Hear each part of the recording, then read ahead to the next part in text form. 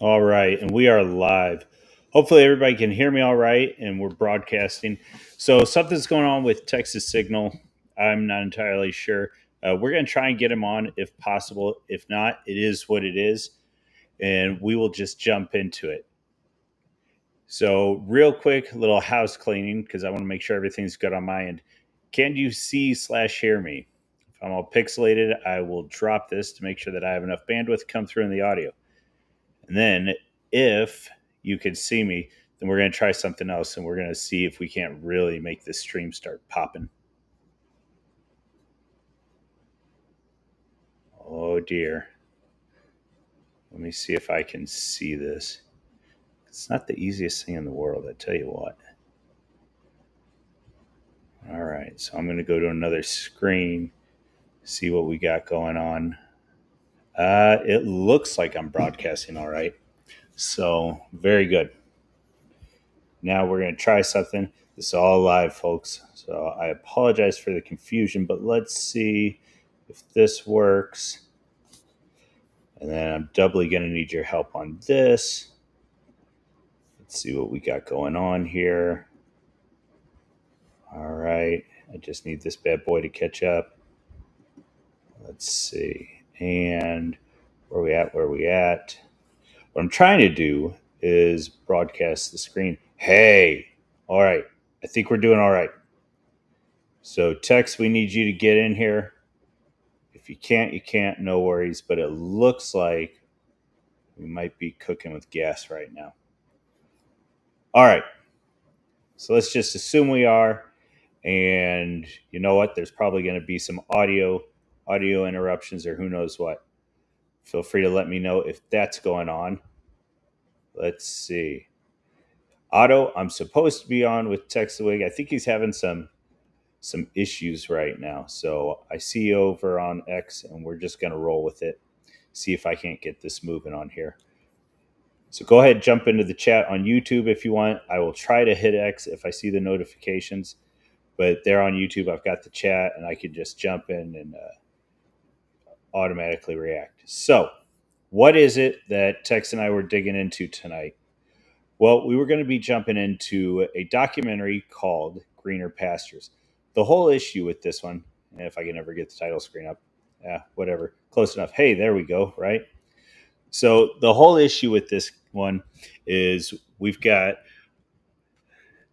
thanks, Whit. I appreciate it. I'm glad I sound good and clear. Once I get this video started, we'll see. That's the real issue, is hoping that the video comes through all right. But the whole issue with this guy came out in 2023. It kind of floated under the radar, at least for me. I happen to know somebody that, well, honestly, it was the gal. She ended up seeing it posted by somebody, and that gave her enough leeway to jump in and check it out. And this is just it's a black pill. It's a black pill. All right, Tex, I see you in the chat. Good to see you. Well, let's just open up since you're here in the chat. What are introductory thoughts, Tex? Where are we at? Is this a black pill? Is this a white pill? Is this simply a clear pill that says, "Hey, this is what's going on"? You know, my initial assessment of this, watched it a couple times now, and I think it's a pretty fair assessment to begin with. I like that it was not pie in the sky. I like that it wasn't any sort of a trad LARP saying, "Hey, look how much fun farming is," but it's very much an honest look at what goes on with these generational farms and whether or not families are going to be able to keep them in their pockets is the wrong word, but you know what I'm saying. Keep them in their lines. Keep ownership of it. Still be able to work the land. So the big thing too, I think there's some selection bias going on here, in that everybody in here is from the Midwest. As we move through this, you're going to see some different folks from Ohio, from Minnesota, from Iowa, and really from Iowa. They covered a couple of families. I think I might be missing another one, but that's okay. Maybe one of them was from Michigan. Regardless, I'm going to jump in and pull up some of the different areas that I saw, because going along with the idea of selection bias, you're going to see some attitudes in this video, in this documentary, that maybe approach farming and the land differently than you would see in the southern areas, than you would see in some of the western areas. Iowa is starting to get to that big flat country where it's going to be working. Let's see. Let me jump in. Texas throwing some stuff in here. Clear pill for sure. I was especially sad for the Iowa fellow that seemed to be putting his faith in the wrong places. Yeah. Now with that one, I imagine you're talking about the Bernie supporter and jumping into the politics of all that. That was certainly an issue and something we'll get to. Because the other thing I want to get to eventually is that both of the directors on here, excuse me, the director and the executive producer, they're both shitlibs, and very, very much so. On top of that, they both happen to be mixed race Americans, which the reason I bring that up, and that's in both their bios, mixed race American. And I think you see that in very subtle ways in the different things that they decide to focus on and the different avenues of approach that are put on screen. And so one of my questions is, were these the only families that they followed?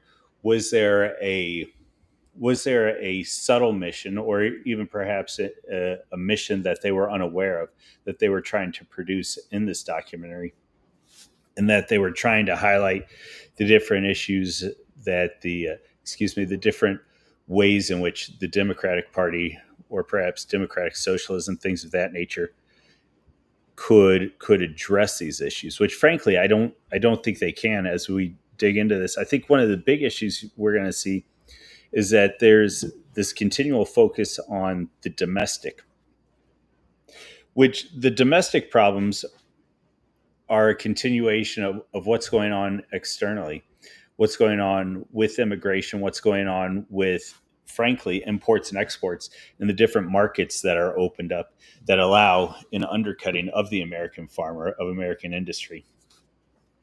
So let me double check something real quick. Let's see. I'm just, like I said, fellas, I'm trying to follow up on X. I'm trying to follow up here on YouTube, and just try and keep these things going. All right. So I'm going to jump back in here. Now, one of the cool things about this video, and actually shame on me, I didn't put it in the description for this video, but I will. This documentary is totally viewable here on YouTube. Jump in, go ahead, watch it, and see where you're at. See if you think it was as much as a clear pill as Tex and I did. Again, I think the director and the producer should be acknowledged, that they came in here and they weren't showing everything that was good. But boy, it's almost defeatist in a way, because we're going to start from the end and work our way back to some degree. When it's all said and done, let's see. Yeah, okay. So Texas jumping in and saying, yeah, the domestic show is pretty rough, because you'll even hear parts where a fella is saying, hey, this is or isn't doing with China, and they're not addressing what could be. Sorry, a little bit flopping around right now, but all right. Thanks, Wit. I appreciate that. I'm doing my best, guys. I've got about 3 brains running right now, trying to pull this thing off. All right. So what I was saying is I'm gonna start you off at the end, and then we're gonna work through how we got there. When it's all said and done, of these 4 families, there is a success in one family. There is one fella that completely gets out of agriculture. There is another family that's able to keep their land because a daggum gas company comes in and starts leasing a portion of their property so they can drill for gas, which, regardless of our thoughts on that, that's not how a farmer would wish that he would be able to continue. So I'm not even digging into the opinions or the legitimacy politics of fracking, gas removal, anything like that. But if you think that the farmer is sitting there wanting to have his land leased just so he can continue operations, that's not what's going on here, guys.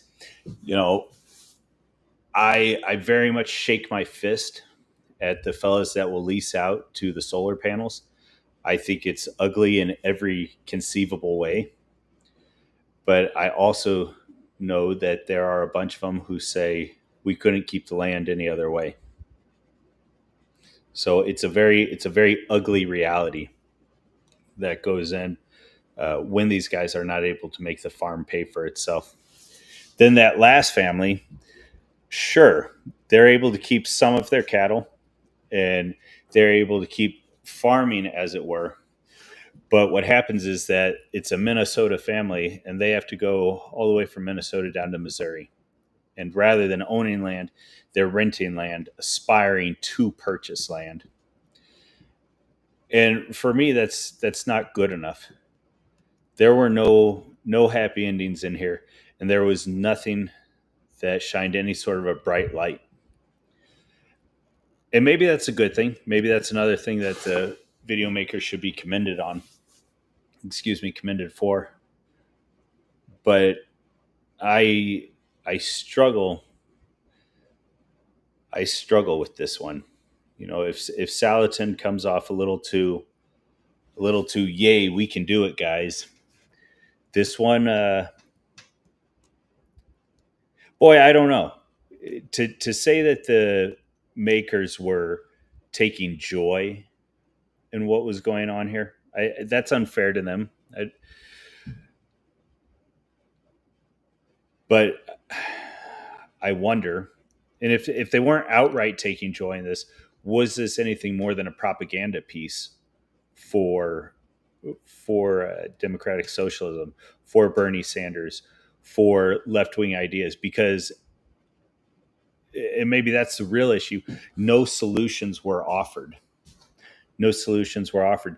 You just had to sit in what was on screen, and you had to deal with the reality of nobody ultimately getting what they want, except for, like I said, one family. And what it was ultimately was a woman jumping into politics, jumping into local politics. And we'll get to that, because there's potentially some good in there, and that, yeah, she accomplished it. Maybe it is worth you jumping in with the local ag board, with the ag council in your county, with what am I thinking? The Chamber of Commerce. There's probably something good there, something to recognize. That's sort of something that some of the guys in the OGC preach, and I think that's worthwhile. But I also think that, man, working through some of this is just it's isolating, and it's very easy to become myopic. And frankly, I think to some degree you have to become myopic when you're on the farm, and you have to square your shoulders and make sure that it continues on. Because as soon as you take your foot off the gas, the pressures are going to start building. So again, Greener Pastures. Shame on me. I should have put the link in the description. I will have that there by the end of the stream. But you can jump on, and I'm going to try and start streaming this. Hopefully it works the way it does in my head. But we'll go from there and see if we can't discuss some of these things. So tell me in the chat if audio is not coming through. I'm going to double check that real quick. Doing the best I can. Let's see. It looks like we should be good. I'll turn it up. Tell me if there's any clipping or anything. We'll go from there. And let's jump in here to about 4:05 and see what he has to say. That'll be fine. Do some wedding planning and stuff. I planned 3 on my own. I'm obviously an expert. So, but that young lady at the age of 23 had to take her husband off of life support. They had an argument about money and him buying his mom and dad's cows and he put a gun to his head and he pulled the trigger in front of her at 23 years old. So what do we need to do to change this? All right. So the reason I singled out that particular area, one of the things is you start hanging out in these circles, and I know it's an aspiration of a lot of guys to get into farming in a small scale and a big scale. And it is curious to me, or maybe it's selection bias on the amount of time that guys can put into things, but we don't hear from many guys in our circles, so to speak, that are carrying on the farm, that are continuing. But for those that are, they're aware of this, and for those that are looking to jump into agriculture, suicide in the ag world, the only place I've heard it talked about more than the ag world is the military, in particular post operation vets, things like that. They That's where I've heard about suicide the most. And the second heaviest place has absolutely been in ag.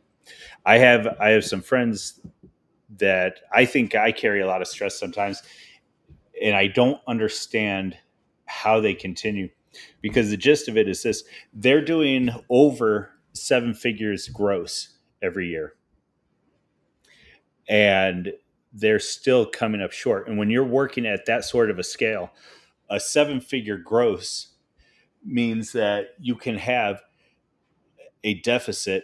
I mean, yeah, conceivably you could have whatever, a 10-digit deficit.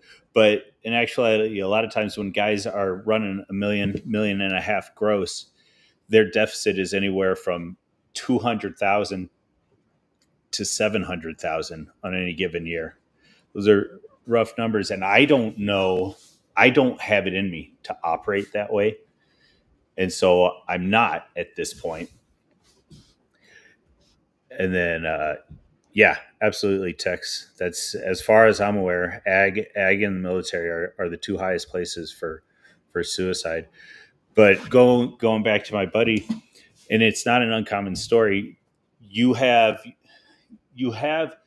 seven, eight digits in net worth, and you can't pull together 25,000 to lay seed or accomplish something.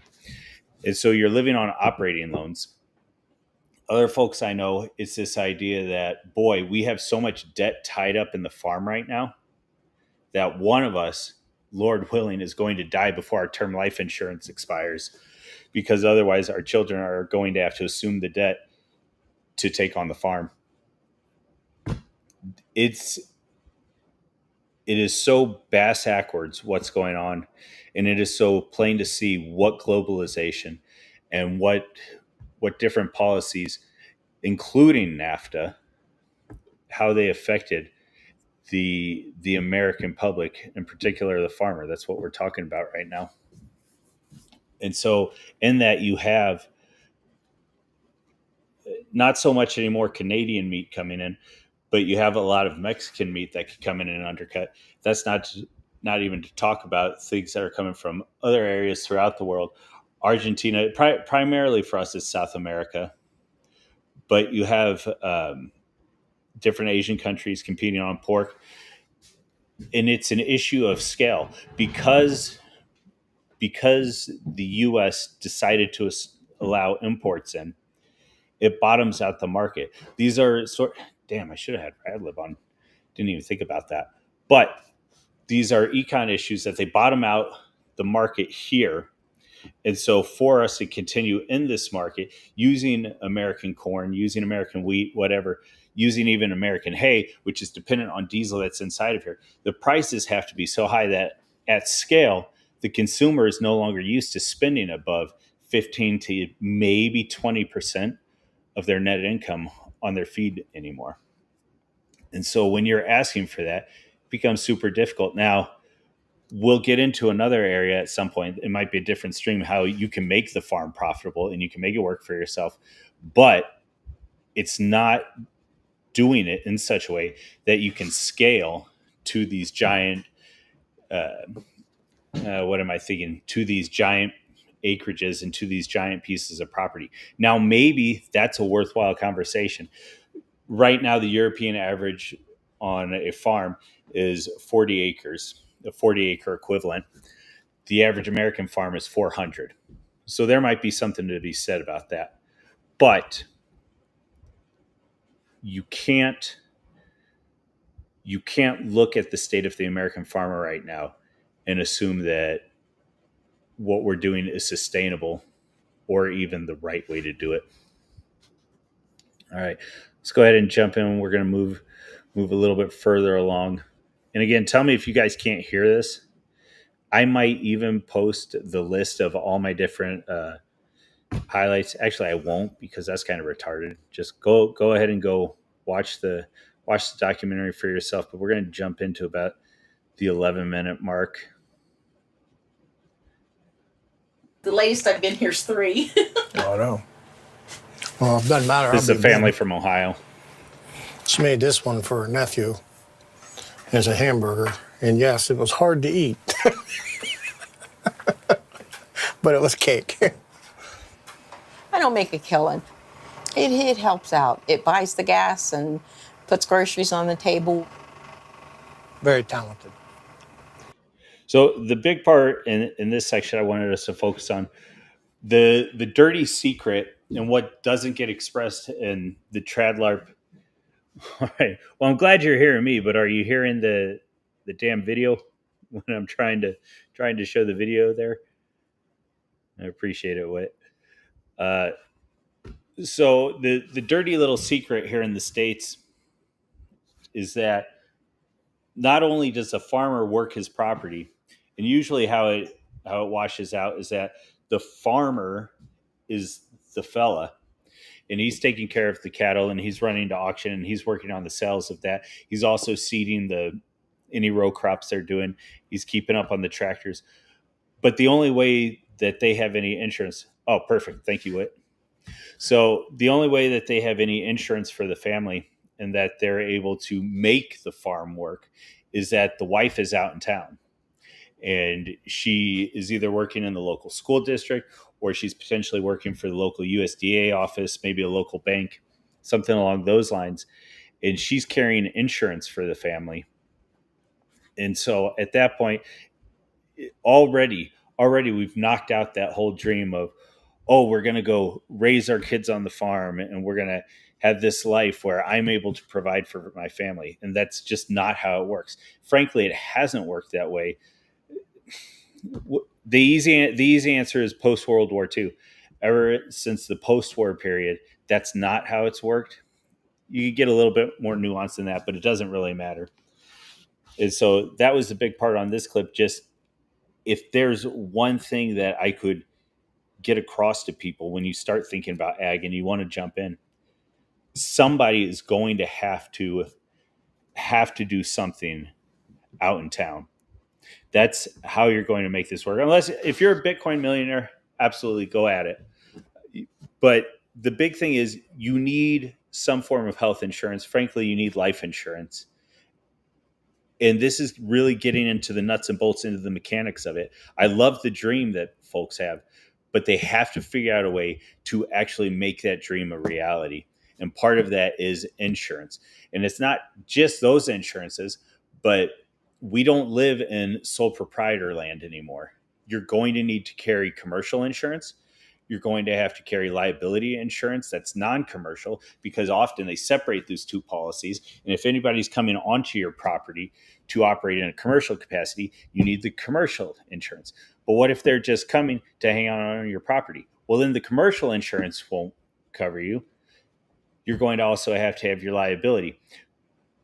I know this is banal. I know it's mechanics, but this is the reality of what's being shown on this video. There's so much going on in the background that just takes this in. Let's see. Tex is saying, the woman who owns the cattle company we do business with also has a saloon and a hotel.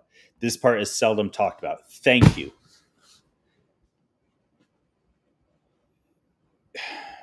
It might be worth considering if you're a young man and you want to jump into this. It might be worth considering. It probably is worth considering that farming should not be your initial venture. You really ought to look at something digital, some sort of consulting, some sort of service-based business that you can build that will pay for the farm. It's not to say that the farm won't be profitable eventually, but the farm is entrepreneurship, especially if you're a first generation coming out of the suburbs and know nothing. It is entrepreneurship on advanced mode.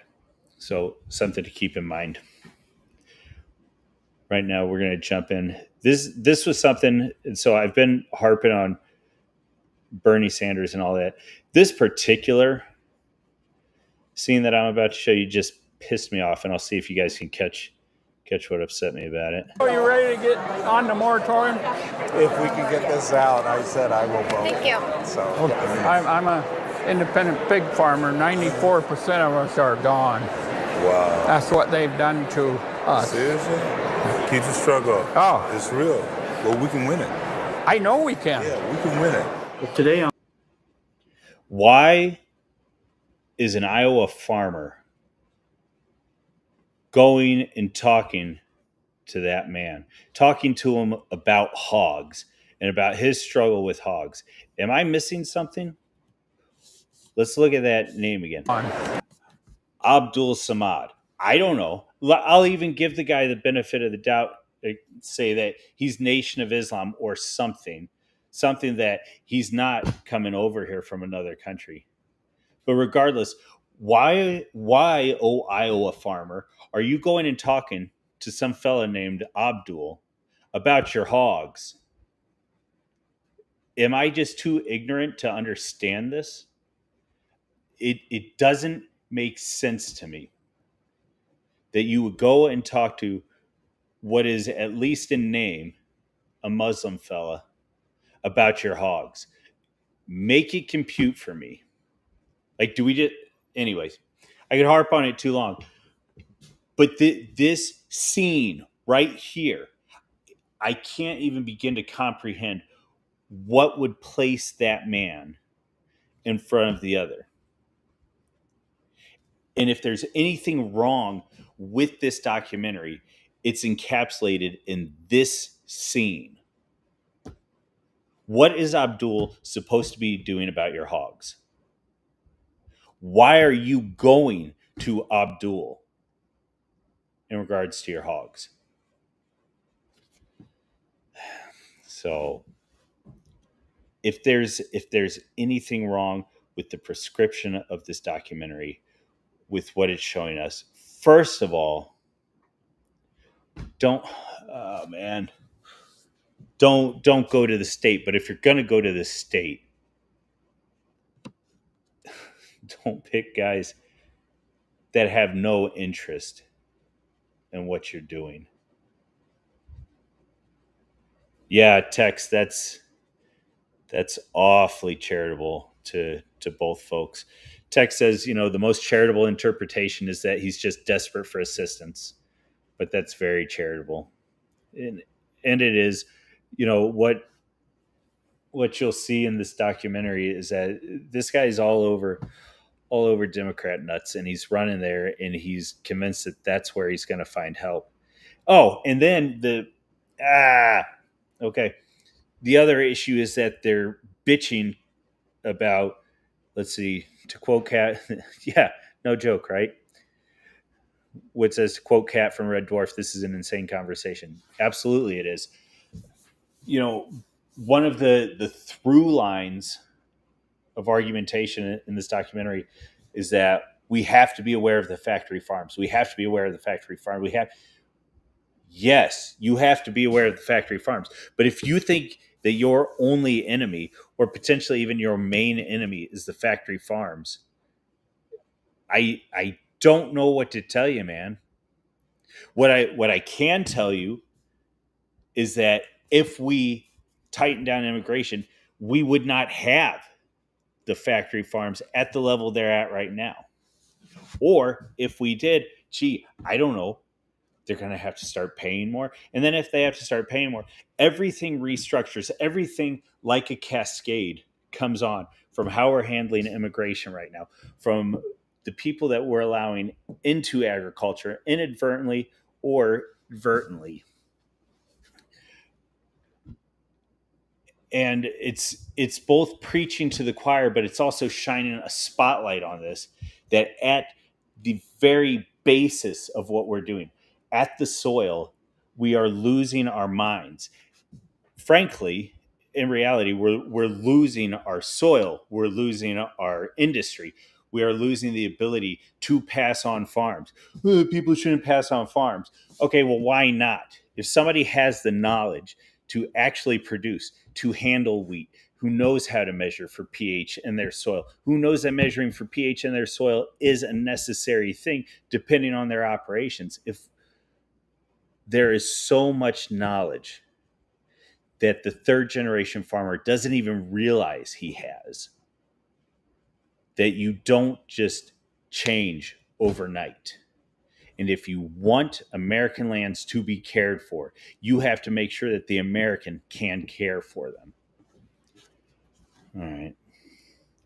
Keep going in here. Now let's jump to this one. Another good part of this documentary that they highlighted was the woman I'm about to show you guys. She just, her through line is basically one of addiction. And it's worth considering that in regards... I like to drink to cover up misery. And I start... Now and then I like to drink to cover up misery. And I started drinking about 9:45 and I had a 6-pack down by noon. Addiction is something I battle with big time. Especially like when finances got rough and I feel like a lot of it could be my fault.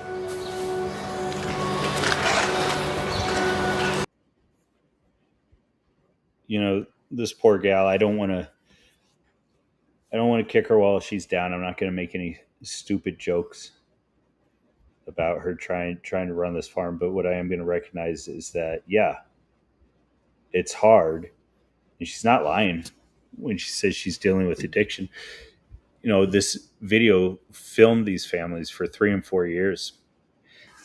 And almost her entire story is her in the midst of trying to keep her farm, dealing day in and day out with alcohol. Now there is a Midwestern aspect to that, to the beer, to, you know,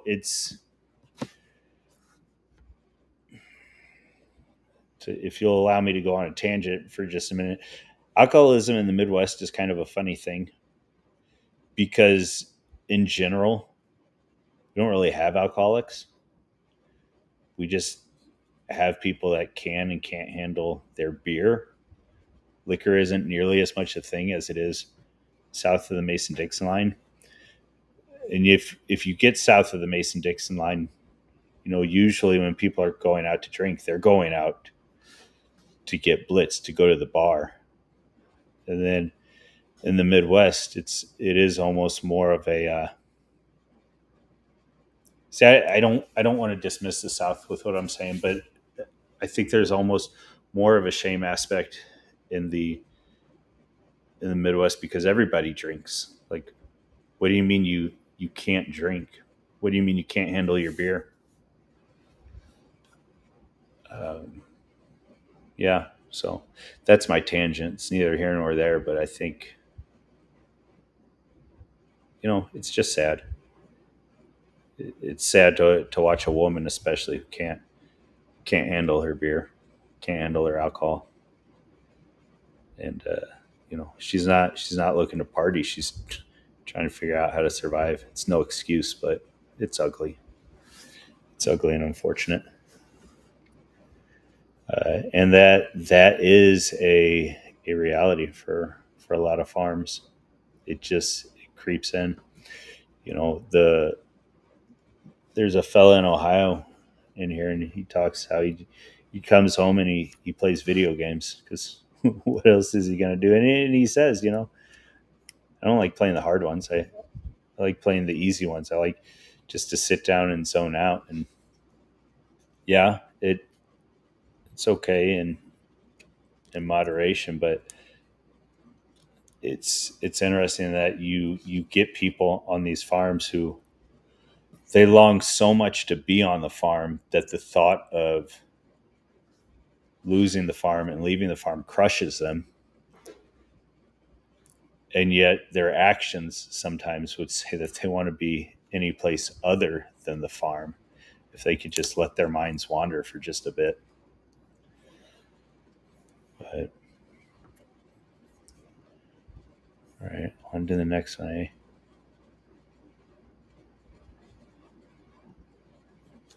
Well, where are you taking this to? Oh, okay, yeah. Not getting rich. Yep.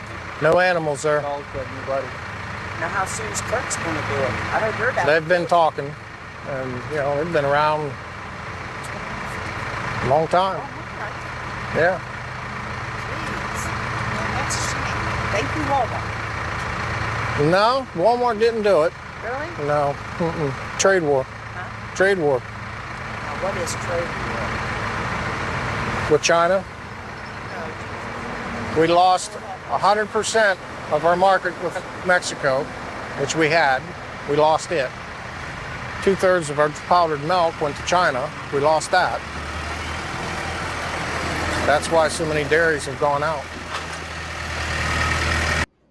All right, so my major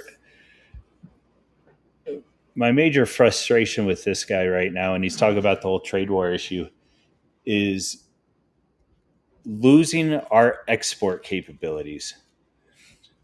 Losing our export capabilities would be almost completely irrelevant if the markets here in the States were managed differently. And if the cost here in the States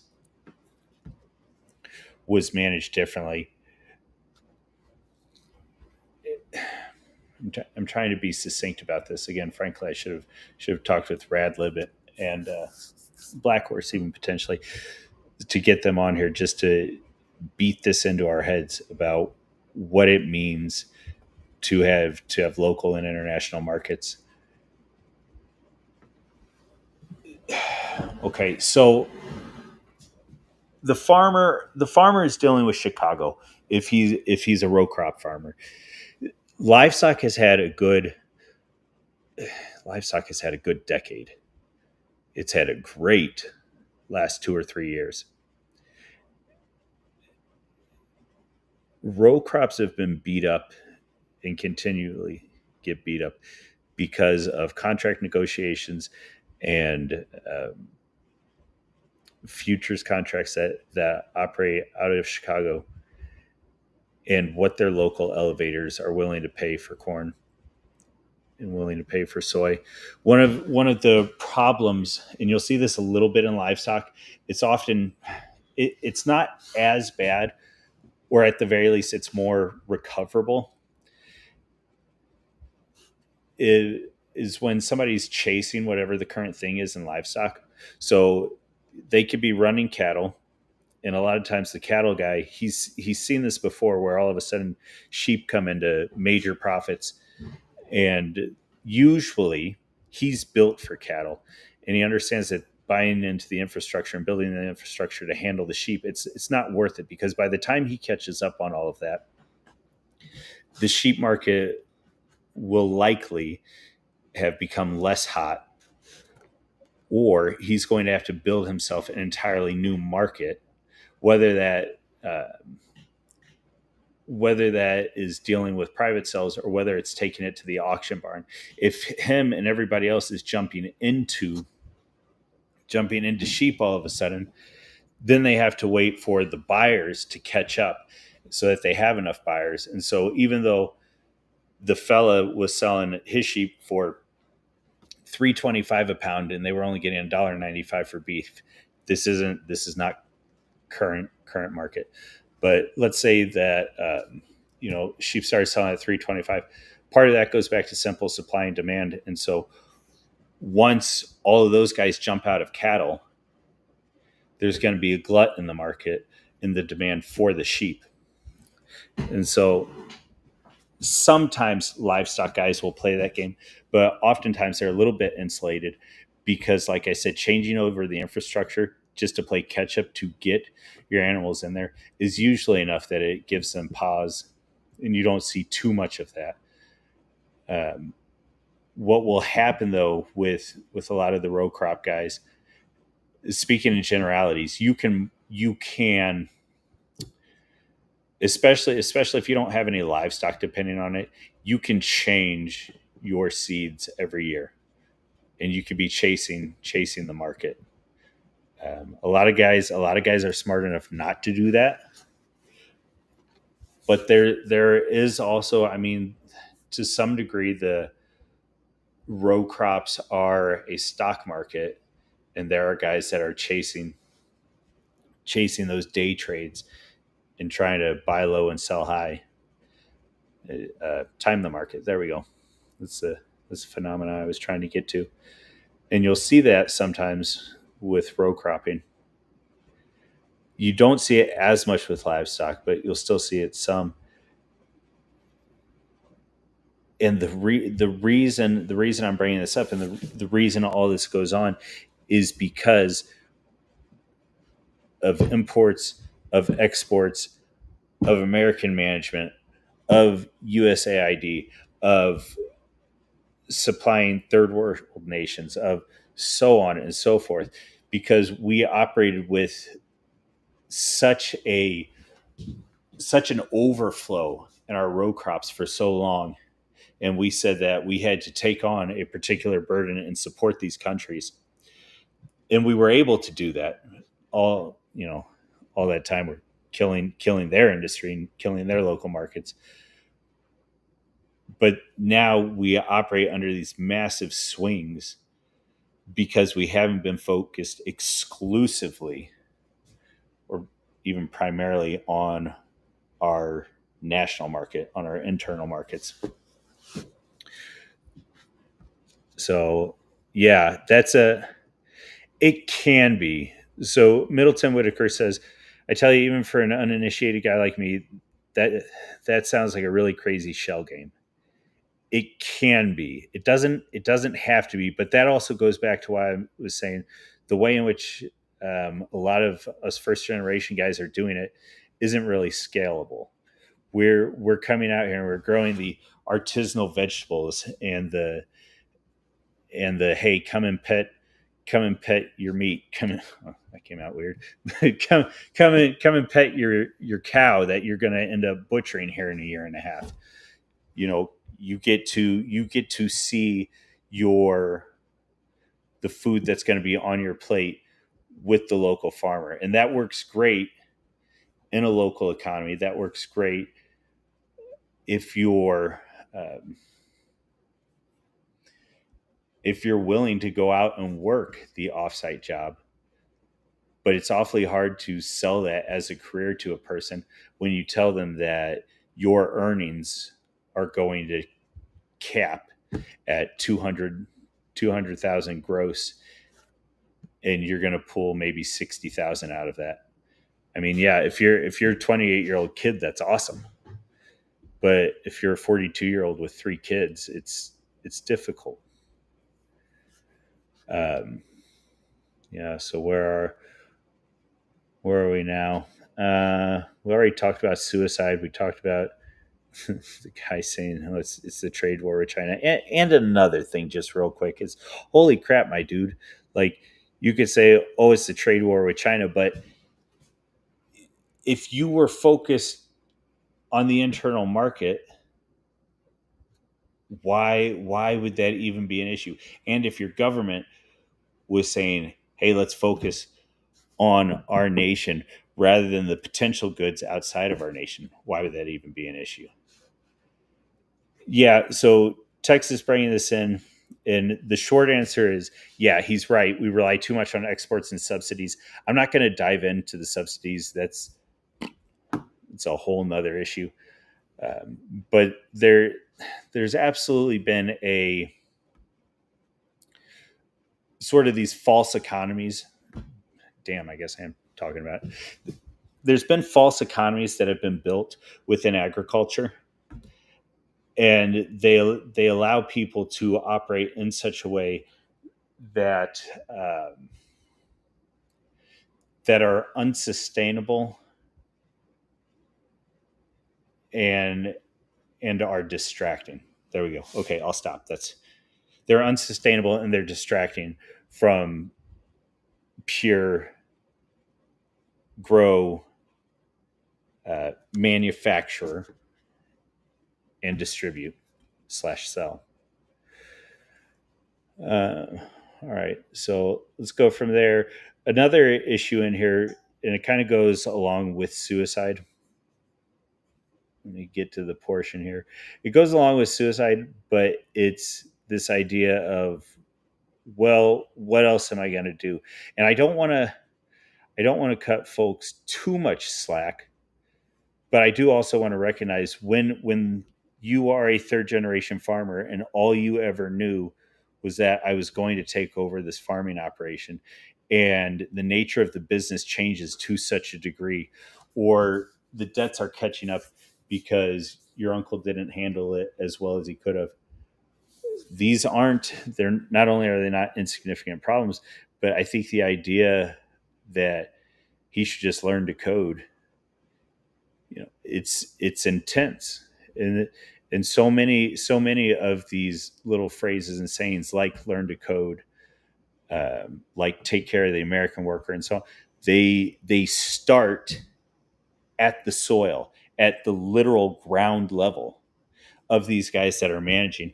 One of the best things I've ever heard Salatin say is that he's not a cattle farmer, he's not a hog farmer, he's none of that. He is a grass farmer, because if he can get his soil to the point where he's producing good, high quality grass, then he can do anything he wants from there.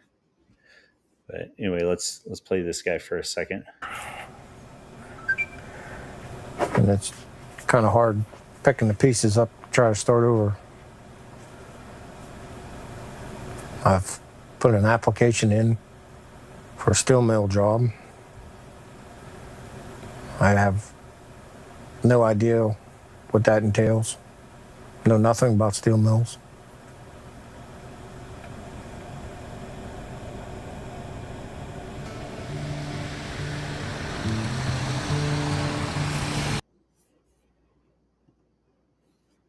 Yeah, and so simple as that. It's, what's he going to do?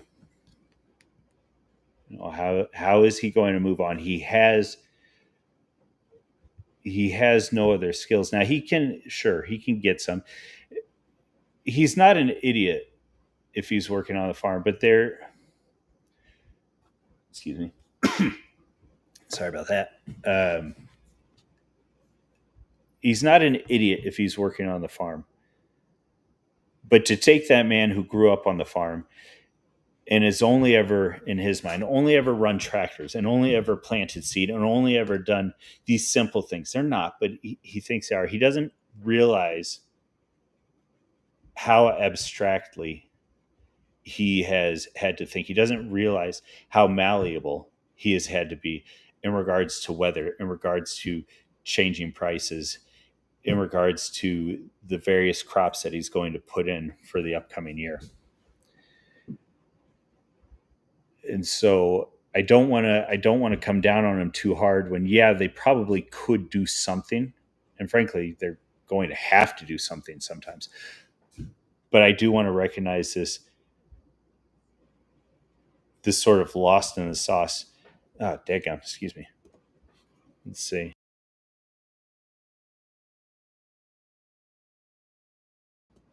What you can't see is that I'm standing in a bunch of cedar planking, and I don't know if I caught some cedar or what.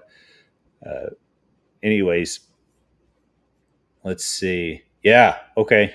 So I'm with you, Tex. Learn to be a steel worker. It's just a more Midwest version of learn to code. Yeah. especially when you're 40 years old, and doubly especially if you have to jump into the union and try and deal with that when you're 40 years old. I don't want to give these guys a pass, but you've got to understand what's going on here. And I harp on all this stuff, one, because I'm passionate about it. Like I'm living this stuff now, and I'm very grateful for that privilege. And so that's a big reason I'm passionate about it. But then two, I'm a humble grug, and I can't see, if we can't get this straight at the soil level, at the root level, I don't understand. Dadgummit. I might have to call for a break here in a second, but I don't know how we're supposed to be expected to get it right at higher levels. And there does have to be this synthesis here of the elite and of the peasant. Kipling's good on this. Damn, I don't have my Kipling book down here. There's a poem I would point out to y'all, but I think it's just The Land. The Land by Kipling. Let's see. So Tex jumped in, or I'm sorry, this one was Whitaker. And he said, "Steel, man, that was a huge gig for a lot of guys in my local zone close to the Canadian border, Western Washington, when I was there. Like he said, I have no idea what that entails." Yeah. It was a career. It was a career for a lot of guys, and they're not working the line for 20 years. And I think it's fair that we expect somebody who's struggling to accomplish something. I'm not convinced it may be fair is a bad word. Life isn't always fair, sure. But I think there's a lot of hubris to us expecting a 40-year-old man to jump on the line and get it. Especially when a lot of these problems are caused by market factors that he has no control of. And it's fine. Let's let the farm die, and let's see how long it takes for us to start implementing our own solutions. All right. Let's see, what's this other one I got? We're coming up towards the end, guys, but there's a few more clips I want to jump in and show you. Let's see. This one is roughly 54 minutes.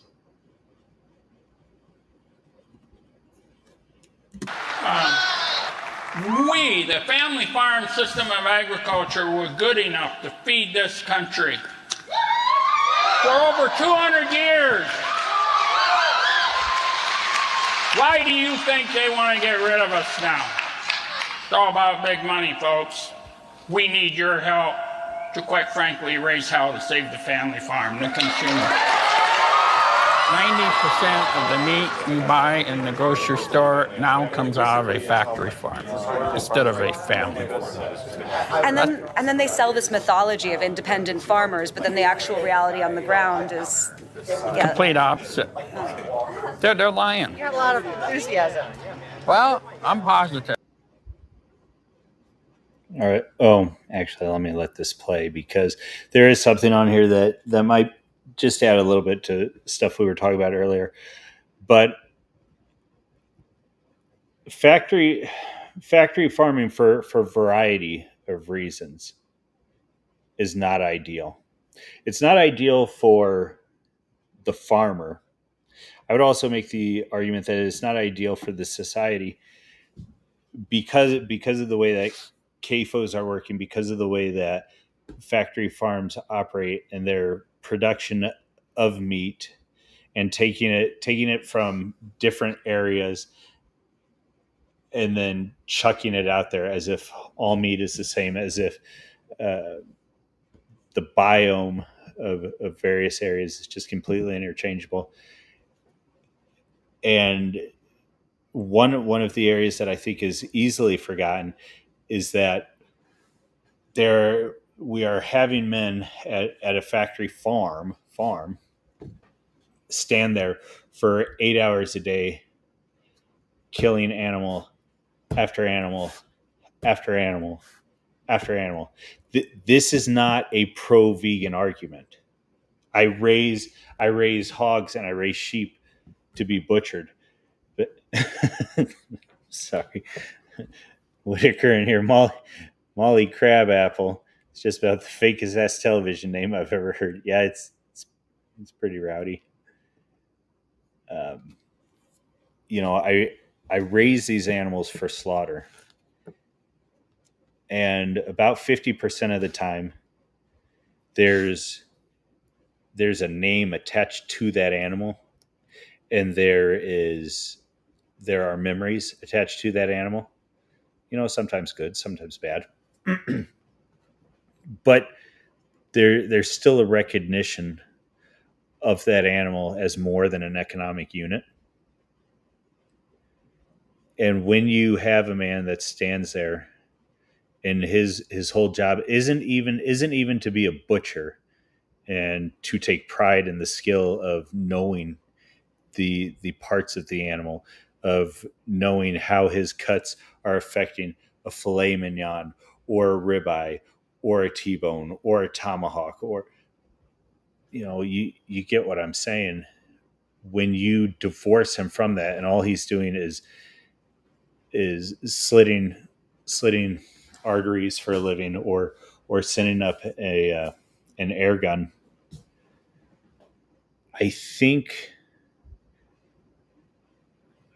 we're divorcing him from life in perhaps one of the most literal ways possible.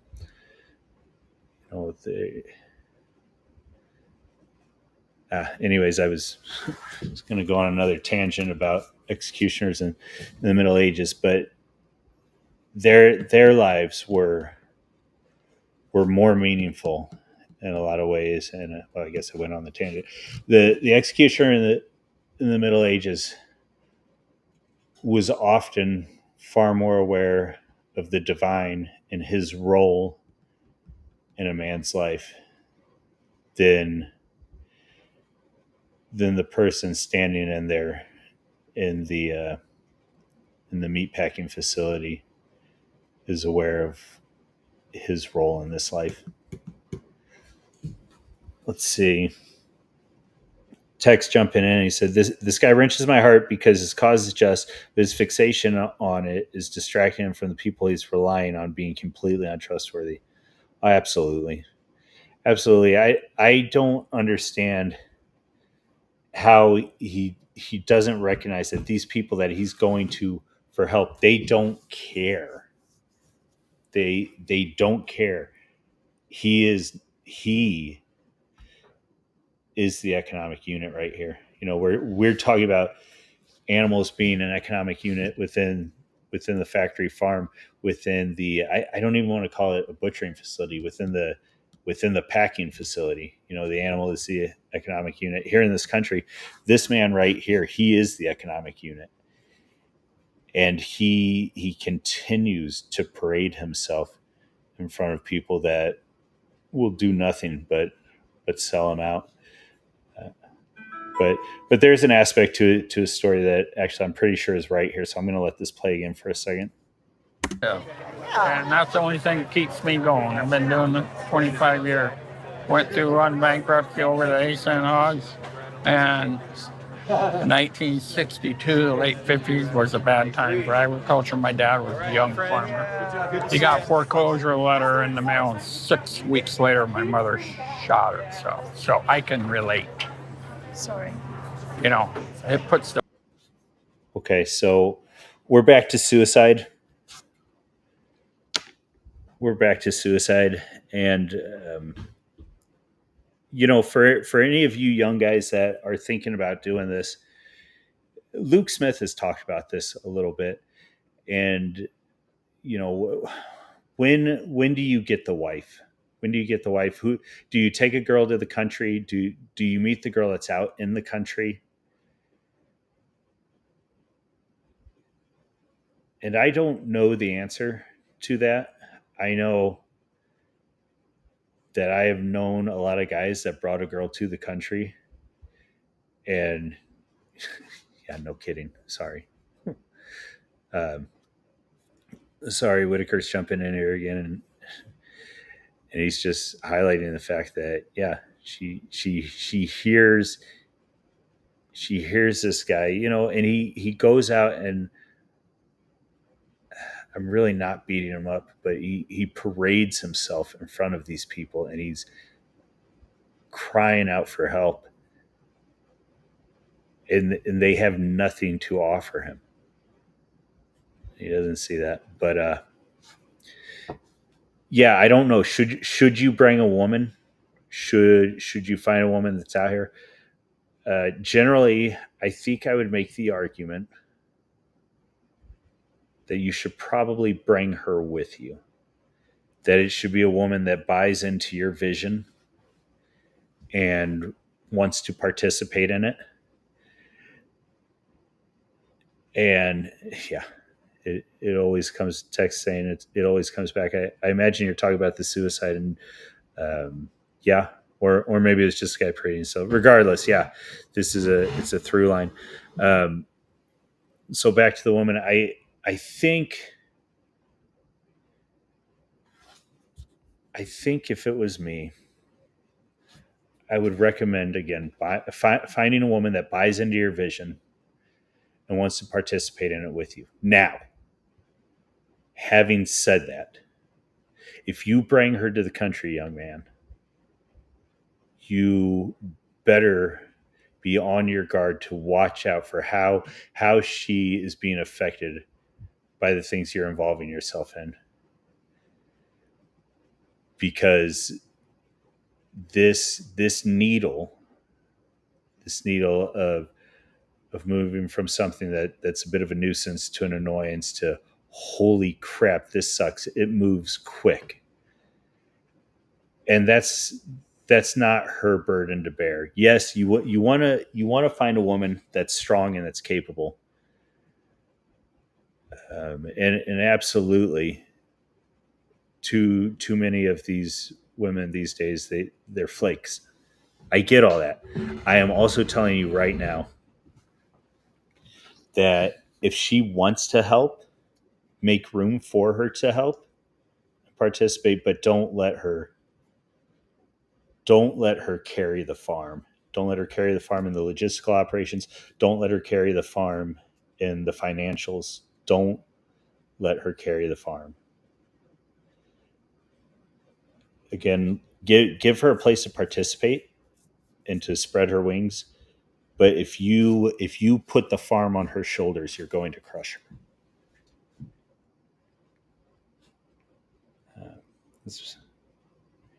That's my perception, at least, and I'm pretty sure it's the right one. Anyways, so this guy, he's coming back to suicide, and it's a thing. And what he's saying here about his mom, sending the bullet in, a lot of folks make the argument that people that commit suicide are sick. Maybe that's true to some degree. I'm not a doctor. I've had to live in certain situations, and I think there is also a person out there who's not sick at all, but they don't see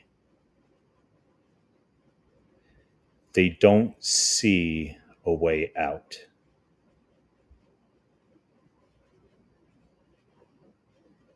And it's as simple as that.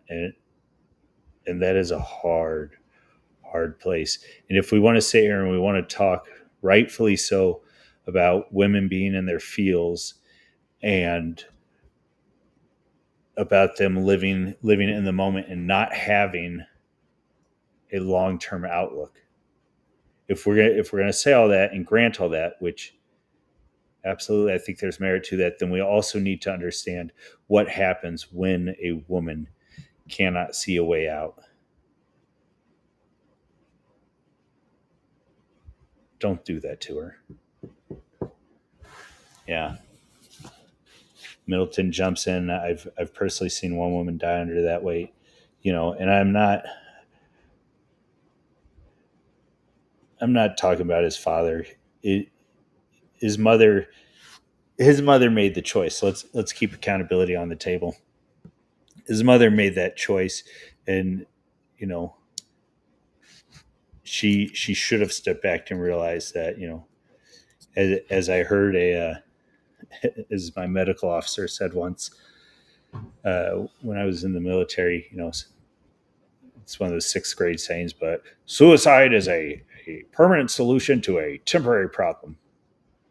But there's a lot of truth to that.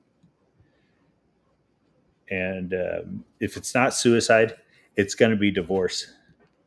Greg Judy ran into it. Greg Judy is a big rotational grazing guy. The amount of guys who came from the suburbs and the city said, I'm going to do this farming thing, and lost their marriages is big. The amount of guys who grew up in this and lose their marriages, on the rare occasion to suicide, like this guy and his mom, but on the far more often occasion to divorce. It's not rare. It's uncommon for a girl that grew up in it to take off, but it's not rare.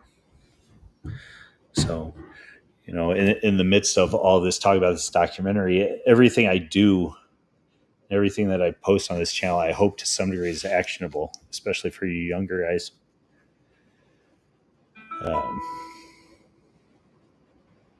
Yeah. So here's a funny saying. I appreciate this clip that we're about to jump into because it makes sense, and I'm going to jump into it a little bit too. Let's see.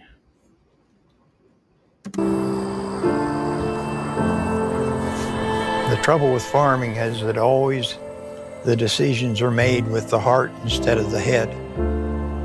As my son once quoted, farming is a mental illness. And I think that is true, because any farmer that has been there long enough has a deep connection with the land. We did lease the farm for oil and gas, but because of all of this, for once in our life, we breathed a little easier. All right, so this is... Yikes. Sorry, I got caught off guard by something that Tex wrote. He's saying, I don't think there's more than 3 couples who are lifelong partners in his little town. Guys, it's a thing. This is not for... I don't want to say it's not for the uninitiated, because if you have big dreams, which I want you to have, go out there and get it. I want young guys to start stacking victories. But this one's serious. This one is really serious. Bankruptcy is already bad enough. But if you were leasing land and you were carrying stock, and you see your wife leave, and you see your sheep start to wither, and you see your soil begin to crack, this is hard, guys. This is hard. So if you come out here, I want you to have the best chance possible. But I love that idea that farming's a mental illness. There was a short that was making its round on YouTube a couple months ago, maybe. There's these guys out in Iowa that they run something called Barn Talk, and it's a good podcast to get some good guests on there. And a lot of times, like anything else, it's listening for the nuggets on there. But they published a real good nugget, and then who who farms to say that, oh, I want to be a plumber, so I farmed so I can go plumb, or I wanted to be a banker, so I farmed so that I get to have that chance to just go and work in a bank for a few hours, or this or that. You never hear that, but how many times do you hear the reverse? Man, it's just paying my hay bill. It's paying for my cattle. This letting me put seeds in the ground for another year. We work to farm. And so, yeah, the whole mental illness thing, like, it's a joke, but there is something there that, these hands, you get to go and you actually get to connect with the world that God has made. And I think that's big. And it's hard for me to put into words. And, you jump on my X and you see goofy melodramatic stuff. Like, I'm talking about snowborn sons and, we're the people of the horse and hound. But I think that's not even, I think I'm convinced that there's something about us that requires us interacting with the land, and requires us to interact with the animals and see that we haven't divorced ourselves from it. Tolkien was big on this. Damn. One day I'll have a stream where I can actually make it without mentioning Tolkien, but that was a big part of what was going on in the Shire. That was a big part of what was going on with the Ents and the orcs just coming in and making and creating and not caring about the world that they're in. Red Hawk, I think, is at his absolute best when he's reviewing zoos and he's doing his Wild Wednesdays, and he is giving you an opportunity to jump back into participating in this earth, and knowing that this being vulgar and not caring for the environment is not remotely a right-wing thing. Not remotely.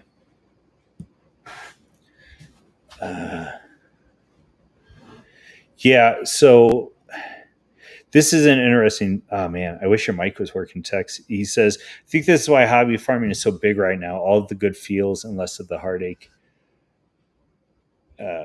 Is that in comparison to trying to actually make a go of it and have a farm? Is that because our life has gotten easy enough that we can do it? I'm a little off on what you're saying there, but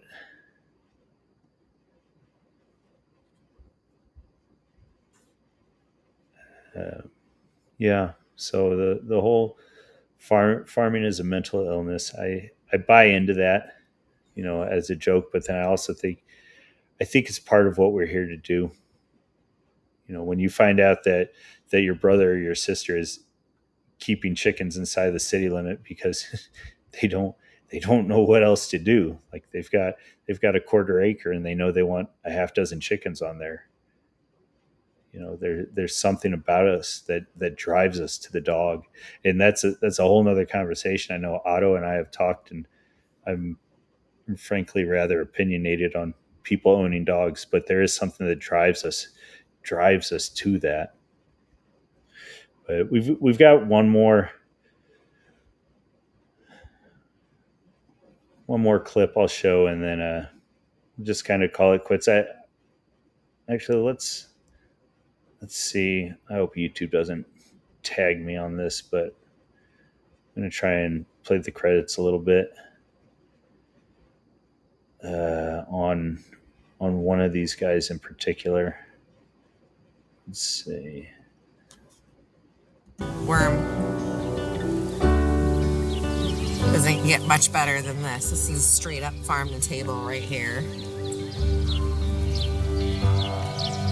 Okay, so that's the girl that jumped into politics.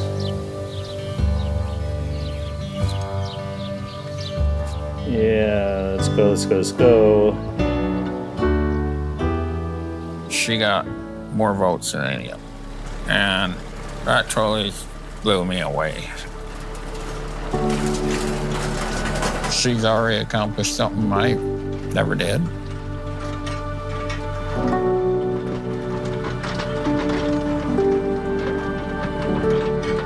You know, we're not going away without a fight. We're hopeful.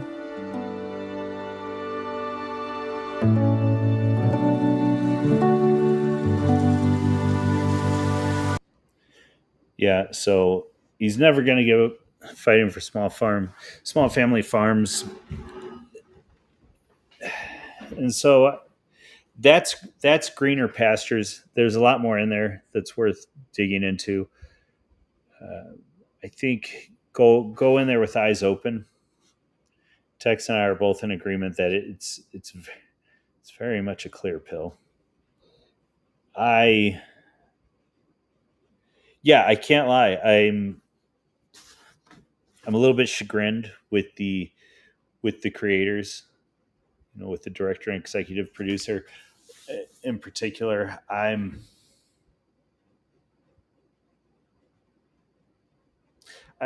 I question what it is they were trying to achieve with this.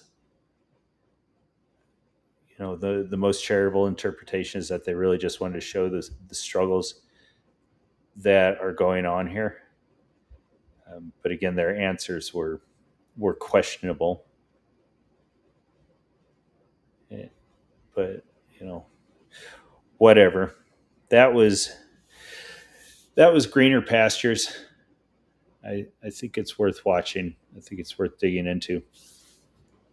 I wish I didn't think as much. I wish I was convinced of things, and I am. It's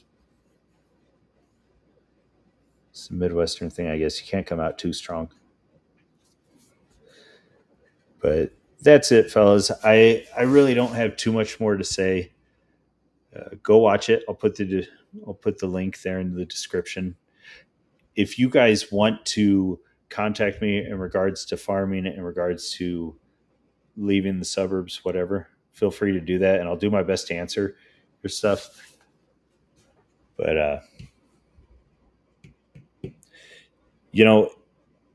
at some point we're going to have to recognize if we're doing this right-wing thing and we say we need parallel economies and we say that this is something everybody can be a part of, then we're going to have to figure out what that means in real life. And we're going to have to figure out who the elites are in the rural areas, and we're going to have to figure out what can be done so that the guys that are dealing with the Chamber of Commerce, so that the farmer and all of them understand their seat at the table and what it is they're bringing to this new world that's supposed to be appearing. Because otherwise we go the way of the Holodomor. Otherwise we have a bunch of lawyers and we have a bunch of government leaders that are incapable of affecting anything because their people aren't fed. But let's not finish this on a downer. Go follow Tex, follow Rust Belt Kid, follow Middleton Whitaker. He's going to be our art dude for the night. I had to rein that in. I don't want to get YouTube flagged. He's going to be our art dude for the night. He's got some good commentary. Let's see. Yeah, guys, I'm just kind of burnt right now. I hope you're able to figure it out. I'll do my best to try and help you figure it out, but it's tough. It's tough. All right. I'm Wandering Panda. You all have a good one. Thanks for showing up. Thanks for being patient tonight. Out.